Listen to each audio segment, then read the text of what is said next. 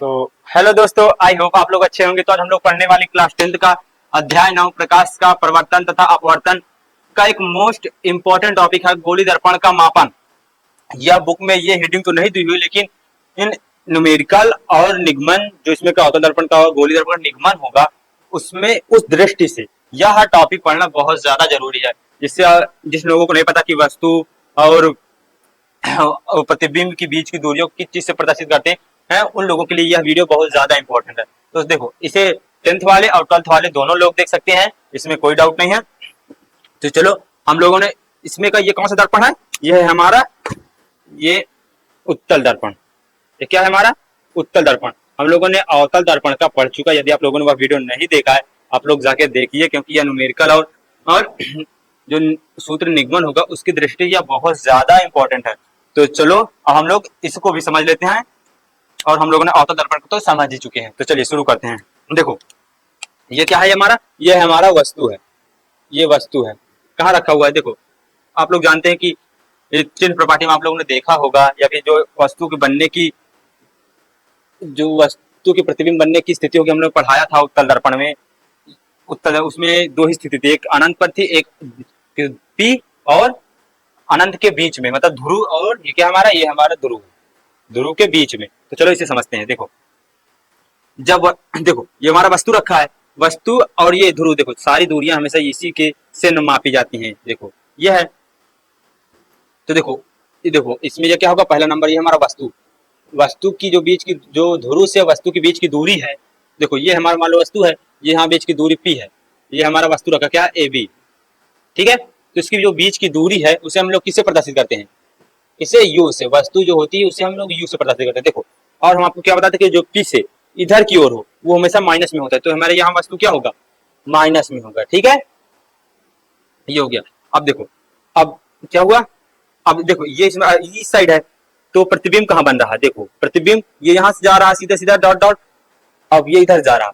तो यहाँ पर कहाँ पास काटा, देखो परावर्तन के पश्चात जिस बिंदु पर, या फिर प्रवर्तन के जिस बिंदु से आती हुई प्रतीत होती हैं, वहां जिस बिंदु पर दो रेखाएं काटेगी वहीं पर हमारा प्रतिबिंब बनेगा। देखो ये है, देखो ये डॉट डॉट डॉट डॉट गया है, ये डॉट डॉट डॉट डॉट गया है। तो कहाँ पर काट रही है, यहाँ पास ये। तो ये क्या है, ए डैश बी डैश। ये देखो यहाँ समझो, देखो इस मान लो यहाँ जैसे काट रही है, ये यहाँ पर, तो यहाँ पर ये प्रतिबिंब बन रहा है। ये हमारा क्या है, मुकक्ष है। तो ये जो है इनकी बीच की दूरी, देखो ये जो बीच की दूरी यहाँ से, ये हमारा पी है, तो यहाँ से जो बन रहा है ये बीच की दूरी क्या है, प्रतिबिंब की। दूसरा क्या है हमारा, प्रतिबिंब की दूरी।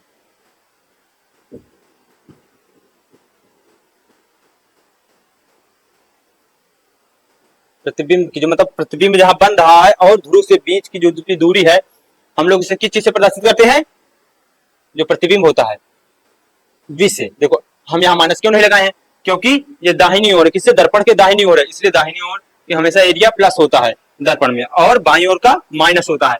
आप लोग चिन्ह प्रपाठी नहीं देखे हैं तो उसे देख लीजिए, या फिर जो अवतल दर्पण है उसे भी देख लीजिए, उसमें भी बताया गया डिटेल में। तो चलिए आगे बताते हैं। देखो ये हो गया। अब ये क्या है हमारा, मुख्य फोकस। ठीक है। देखो मुख्य अक्ष के समांतर आने वाली प्रकाश किरणें उत्तल दर्पण से परावर्तन के पश्चात जिस बिंदु से आती हुई प्रतीत होती है किरणें, वह क्या होता है, हमारा मुख्य फोकस होता है। देखो मुख्य फोकस है, तो इसकी बीच की दूरी दे दो। मुख्य फोकस से जो ध्रुव की बीच की दूरी होती है, इससे हम लोग किससे, स्मॉल एफ से प्रदर्शित करते हैं। देखो ये है ना। तो तीसरा हमारा क्या होगा, तीसरा होगा हमारा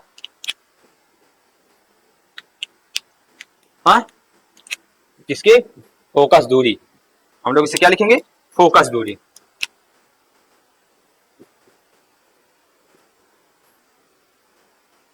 फोकस दूरी क्या है, स्मॉल एफ। ठीक है। देखो इसमें भी माइनस नहीं लिखा, क्यों, क्योंकि ये दाहिनी ओर है। चलो अब हम लोग चौथा को बताते हैं। चौथा क्या है, देखो वक्रता केंद्र।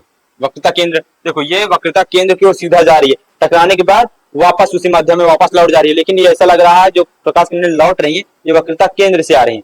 तो ये हमारा वक्रता केंद्र है, और इसके बीच की जो दूरी है, देखो यहाँ से यहाँ तक, ये पी तक, यहाँ से यहाँ तक, यहाँ से लेके, देखो इसके बीच की दूरी क्या कहते हैं, क्या कहते हैं।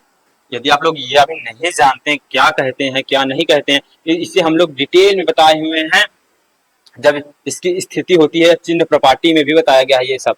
तो आप लोग वह वीडियो जाके जरूर देख लीजिए। इसे क्या किस चीज से प्रदर्शित करते हैं? आर से। यह है इसकी वक्रता त्रिज्या है। ये क्या है? देखो, वक्रता केंद्र से ध्रुव के बीच की दूरी क्या कहते हैं? वक्रता त्रिज्या कहते हैं। तो ये हमारी क्या है? वक्रता त्रिज्या है।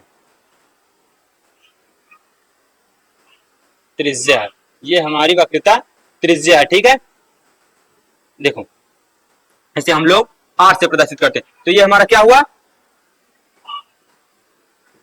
वक्रता, या फिर हम लोग लिख सकते हैं वक्रता केंद्र और पी की दूरी। वक्रता, इसे हम शॉर्ट में लिख रहे हैं।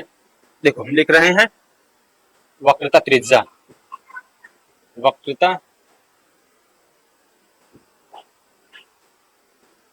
त्रिज्या, ये त्रिज्या हो गया। हम इसे शॉर्ट में क्या लिख सकते हैं? P C.